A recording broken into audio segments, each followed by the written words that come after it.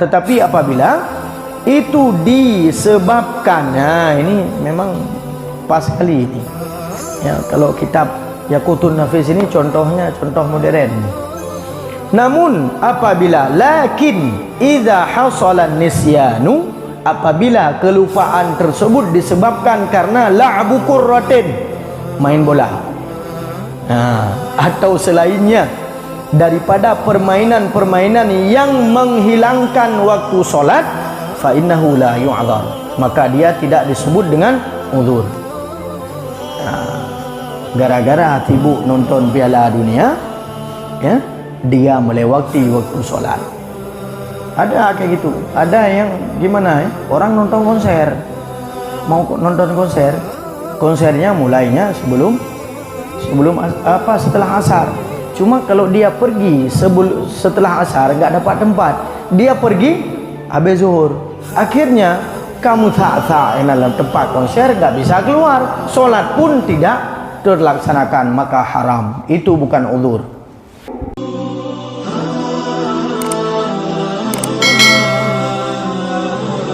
Nah, ini adalah tentang masalah waktu-waktu sholat. Kemudian yang tak kalah pentingnya, ini yang menjadi pembahasan setiap orang. Siapa sih sebenarnya yang diuzurkan untuk tidak sholat? Ya? Uzur-uzur di dalam sholat, a'dzarus sholah.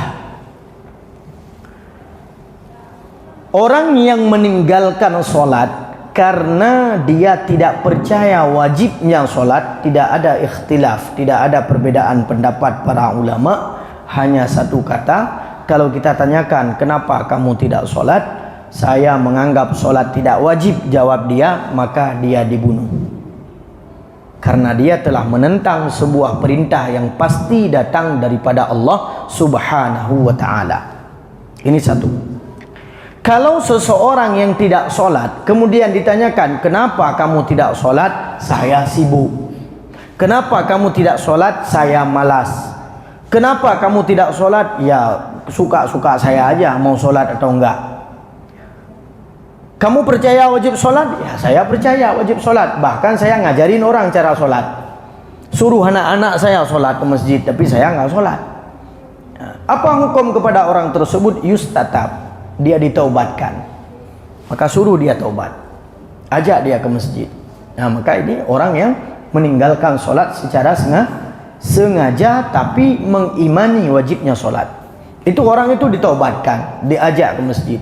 Kalau memang seumur hidup dia memang nggak mau sholat, maka ada pendapat para ulama, dia dibunuh bukan karena kufurnya, tetapi karena dia malasnya dan tidak mau bertobat.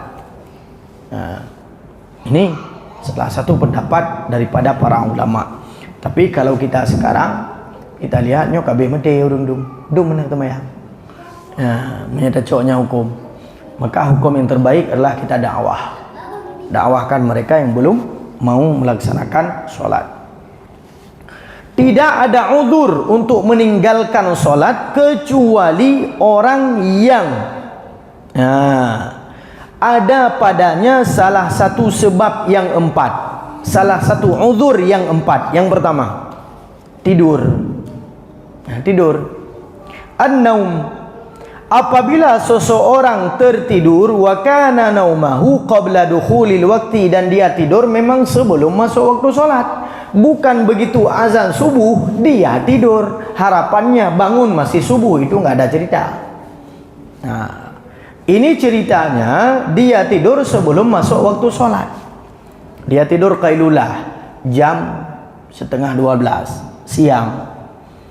Tidur-tidurlah karena bangun subuh tadi capek, olahraga dan sebagainya, upacara gotong royong kan. Dia udah ngantuk kali, jam 11:30 dia tidur. Tiba-tiba malam pun tak tidur. Akhirnya dia terlewatkan waktu sholat zuhur. Dia bangun udah azan, bukan sholat zuhur tapi sholat asar. Sholat asar. Nah, bagaimana kondisinya? Maka ini disebut dengan uzur. Dengan uzur. Tidurnya betul-betul tidur, bukan pura-pura tidur. Ya, bukan pura-pura tidur. Fahadha ma'dzur, maka baginya ini disebut dengan uzur. Maka apabila dia bangun di luar waktu sholat zuhur, begitu dia bangun udah masuk waktu asar, maka dia wajib sholat tapi dengan niat qadha sholat, ya, qadha. Ini maka ada tiga niat dia. Ada niat ada itu di dalam waktu. Sholli fardal maghribi 3 rakaati mustaqbilal qiblati adaan lillahi ta'ala. Ada artinya dilaksanakan dalam waktu. Kemudian yang kedua i'adah. I'adah itu apa? Kita tadi sholat, dibilang sama kawan, kayaknya kamu sholat maghrib 2 rakaat. Iya, yang betul. Iya, coba dulu. Aduh, saya ragu nih. I'adah. Atau kita ragu ini, di kaki kita tadi kayaknya ada titik cicak, atau ada salah satu syarat yang kurang sempurna, ya, baik itu dari pakaian, kesucian pakaian atau kesucian tempat. Apabila kita ulang di dalam waktu, maka niatnya apa? I'adah. Kita mengulang. Kalau kita melakukan sholat di luar waktu, maka namanya qadhaan. Saya sholat zuhur bersamaan dalam waktu asar, maka niatnya qadha. Qadha lillahi ta'ala, ya. Ini orang yang uzur yang pertama, ya. Akan tetapi apabila seseorang itu, barakallah, apabila seseorang itu tahu dia tidak akan bangun apabila dia tidur, maka enggak boleh tidur, haram baginya untuk tidur. Maka ada satu pendapat fikih, haram bagi seseorang itu melakukan safar pada hari Jumat sengaja untuk menghilangkan wajib Jumat baginya. Nah, sengaja ajak ciura Jumat, nyabek merompak sembahyang Jumat. Nya hanjujak segala Jumat, tidak boleh melakukan perjalanan sebelum Jumat, tapi boleh melakukan perjalanan setelah solat Jumat. Ditakutkan dia, ya, tidak akan sempat untuk solat. Kemudian juga begitu juga dengan tidur tadi, maka tidak boleh tidur sebelum waktu solat itu tiba. Apabila kita yakin kita akan, ya, tertidur dan melewati waktu solat tersebut. Ini banyak waktu subuh kejadian. Ini persoalan. Ada orang sengaja menghidupkan alarm jam 3 atau jam setengah 3 untuk solat tahajud.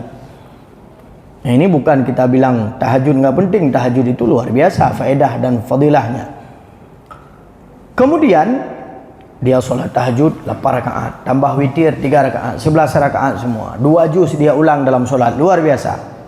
Setengah 5, waktu solat subuh pun udah agak lambat. Udah jam 5 lewat berapa? Lewat 29, ya. Nah, udah jam 5 lewat. Tiba-tiba haik ketule poh 5 lewat 5 cukup berat kata tengok tu. Buna bedah dengan dia bangun jam setengah 3, akhirnya tidur. Lewatlah dia gara-gara kejar tahajud solat subuhnya bersamaan dengan solat duha. Poh 13. Nah, ini enggak boleh. Tidak boleh tidur. Nah, maka dikatakan kalau kita enggak terbiasa bangun solat tahajud, udah bangun subuh cepat aja jam-jam 4. Ada waktu untuk solat tahajud, walaupun enggak sempurna 8 rakaat, dapat cuma 4 rakaat, alhamdulillah, witir 3 rakaat dengan witir yang singkat, silakan, enggak apa-apa. Rakaat pertama baca apa? Qul ya ayyuhal kafirun, ya. Rakaat kedua baca qul huwallahu ahad. Rakaat ketiga baca al-falaq dan an-nas, sudah selesai kabar. Ya. Jadi ini lebih baik ketimbang kejar tahajud tinggal fardu. Banyak gitu, ya, anak-anak muda yang baru semangat tahajud, ya. Jadi caranya ya bangun lebih cepat aja. Apalagi sekarang sholat subuh dah mulai lambat. Nah, ini yang pertama. Kemudian yang kedua, an-nisyan. Ya, uzur yang kedua adalah lupa. Idza insyaghala bi amrin ghaira muharramin hatta ansahu shalah udhira. apabila dia disibukkan dengan sesuatu yang tidak diharamkan lalu dia lupa waktu solat, ya, udhira, maka dia itu adalah uzur. Tetapi apabila itu disebabkan, nah ini memang pas sekali ini, ya, kalau kitab Yaqutun Nafis ini contohnya contoh modern nih. Namun apabila idza hasala nisyanu, apabila kelupaan tersebut disebabkan karena la'bu qurratin, main bola, atau selainnya daripada permainan-permainan yang menghilangkan waktu solat, fa innahu la yu'dzar, maka dia tidak disebut dengan uzur. Gara-gara sibuk nonton Piala Dunia, ya, dia melewati waktu solat. Ada kayak gitu. Ada yang gimana, orang nonton konser, mau nonton konser, konsernya mulainya setelah asar. Cuma kalau dia pergi setelah asar nggak dapat tempat, dia pergi habis zuhur. Akhirnya kamu tak dalam tempat konser, nggak bisa keluar, solat pun tidak terlaksanakan, maka haram. Itu bukan uzur. Yang uzur itu kita lagi, misalnya apalagi TNI lagi bertugas, yang bertugas, ya, di lapangan lamutan, ya, apalagi ada misalnya kejar musuh, tiba-tiba lagi enak-enak kejar musuh, udah lewat waktu zuhur, udah dengar azan, kayaknya udah azan asar, lihat jam, udah kita lupa untuk sholat zuhur, maka uzur baginya, dia boleh qada. Ini nisyan namanya, lupa. Cuma lupa bukan sesuatu yang melalaikan, tetapi sesuatu yang diperintahkan. Kita cari rezeki, ya, itu diperintahkan, ya, rezeki yang halal, jangan rezeki yang haram. Kenapa lupa solat? Tadi memang lama kali pemilik rumah itu keluar, kami mau masuk, dia belum keluar, emangnya mau apa? Ya mau nyolong lah. Akhirnya sambil nunggu pemilik rumah keluar, udah habis waktu zuhur. Begitu azan, astagfirullah, pencuri astagfirullah juga ya. Astagfirullah, zuhur belum solat. Pencuri kok solat? Yang namanya pencuri juga wajib solat. Pencuri beriman. Ya. Yang ketiga, jamak. Jamak solat. Al-jam'u idza akhara adh-dhuhra ila al-'asri aw al-maghribi ila al-'isya' lil jam'i. Apabila dia mentakhirkan zuhur kepada asar, maghrib kepada isya untuk dia jamak. Mungkin nanti akan kita bahas lebih dalam lagi tentang jamak qasar solat. Banyak sekali yang salah konsep, yang salah persepsi tentang jamak qasar solat. Apalagi kemarin waktu liburan, banyak bukan jamak qasar, banyak yang tinggalin solat tanpa jamak, tanpa qasar. Kenapa? Enggak paham saya jamak qasar, akhirnya enggak solat. Ya. Kemudian yang keempat, al-ikrah, yaitu adanya pemaksaan. Ya. Contoh orang yang dipenjara, kemudian dihilangkan, dijauhkan darinya pakaian dan air ataupun debu, sehingga dia tidak bisa solat. Alaihi ayyusalliya bi ayyi hay'atin kana li hurmatil waqti wa alaihi al-qada. Ya, coba lihat ini. Ketika kita berada di sebuah tempat yang memang tidak memungkinkan kita untuk solat, baik secara pakaian maupun secara untuk menyucikan diri dengan merafa' hadas, enggak mungkin. Kita dalam penjara atau kita dalam tugas, memang enggak bisa. Ya, dalam apa namanya, kotoran, baju penuh dengan najis atau sebagainya. Maka di sini disebutkan dia solat bagaimana dia bisa, semampu yang dia bisa untuk menghormati waktu. Wa alaihil qada, akan tetapi baginya untuk mengqada di luar waktu. Kalau dia melakukan ulang di dalam waktu disebut i'adah. Tapi kalau dia melakukan hal tersebut di luar waktu, mengulangnya di luar waktu, maka disebut qada. Ya. Contoh di sini disebutkan, contohnya kalau ada orang di sampingnya yang sedang memeriksanya, wa biyadihi sayf wa qala lahu in sallaita taharrakta darabtu unuqaka. Seandainya kamu solat, dia udah berdiri di belakang kita. Kamu jangan coba-coba solat. Kalau kamu bergerak untuk solat, putus lehermu. Maka itu uzur namanya. Ya, jangan paksa solat. Tapi diberikan uzur, maka baginya boleh melakukan di luar waktu. Akan tetapi, ya, alangkah baiknya memang kalau memang kita terpaksa kayak itu solat, ya udah solat di dalam hati, karena itu istita'ah juga, ya, kemampuan yang terbatas juga. Seperti orang sakit, ya, di tangannya udah dua-dua impus, sudah enam impus, kaki juga diimpus, empat impus, nggak bisa bergerak. Ya, kita juga leher udah patah, pakai punannya, alat-alat untuk penyangga leher itu, nggak bisa. Yang bisa cuma menggerakkan kepala juga kayak gini. Maka itulah cara solat kita.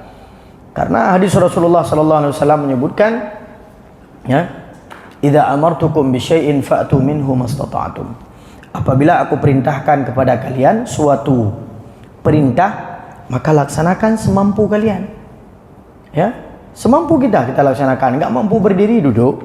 Enggak mampu duduk, berbaring. Enggak mampu berbaring, telentang. Enggak mampu telentang, dengan gerak kepala. Enggak mampu gerak kepala, dengan isyarat. Enggak mampu isyarat, dengan hati. Enggak mampu hati, ya udah mati.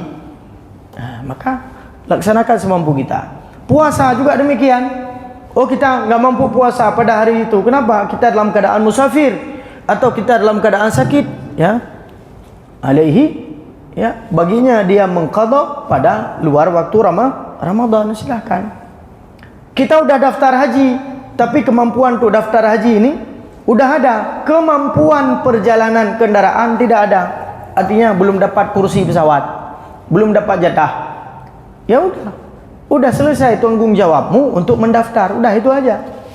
Allah tidak mewajibkan sesuatu kepada hambanya di luar kemampuan hambanya. Apalagi zakat. Zakat juga demikian. Setelah kita hitung ini, rupanya enggak cukup, enggak sampai nisab. Enggak wajib zakat. Coba lihat. Perempuan begitu juga. Ketika dia tidak bisa sholat karena datang haid dan nifas, ya enggak boleh sholat, bahkan haram untuk sholat. Jadi semua yang diperintahkan oleh Allah itu adalah sesuatu yang memang di dalam nalar kemampuan manusia. Enggak ada di luar kemampuan manusia. Cuma kadang-kadang kita aja merasa enggak mampu. Kita aja merasa enggak mampu. Padahal yang lain mampu. Tapi kita pura-pura tidak mampu, enggak mampu untuk ke masjid, untuk sholat. Kenapa enggak ke masjid? Aduh, tahu sendirilah anak saya kayak mana. Kalau udah mau maghrib, dia udah pulang ke rumah habis main bola, saya ini, sam ini itu dan sebagainya. Akhirnya apa? Saya aja enggak sempat sholat. Di rumah aja enggak sempat sholat, apalagi mau ke masjid. Ya, mamanya juga demikian. Kenapa enggak sholat ibu? Ya namanya anak bayi, tahulah Pak Ustadz. Ini masih kecil, ya ini udah nomor 2, ini nomor 1, ini nomor 3, masih kecil. Kayak mana mau sholat? Begitu mau sholat, air kencing di baju, kayak mana kita mau sholat, Ustaz? Kapan juga mau sholat? Ya tunggu dia besar. Dia besar udah ada yang baru, udah ada yang keempat. Kapan kita sholat? Nah ini masalahnya. Kalau kita merasa kita tidak akan pernah mampu, maka tidak akan mampu untuk sholat. Ya. Kapan kamu mau ke masjid, mau sholat berjamaah? Enggak sanggup, jalan kaki jauh kali, tunggu ada mobil dulu. Tunggu ada mobil bukan ke masjid, jalan-jalan kita kengon. Makanya ini masalah ini. Kalau memang enggak ada niat di dalam hati untuk mampu, enggak akan mampu. Karena Allah memerintahkan sesuatu itu tidak pernah di luar daripada kemampuan manusia. Nah ini yang keempat, yaitu uzur bagi orang yang ikrah. Ya. Ini adalah yang disebutkan oleh para ulama. Sabilud dumu'i sabilun murih tanahada ya sahi kay tastarih wa buth ad-du'a al-khafi as-salih يسعك الفضاء الرحيب الفسيح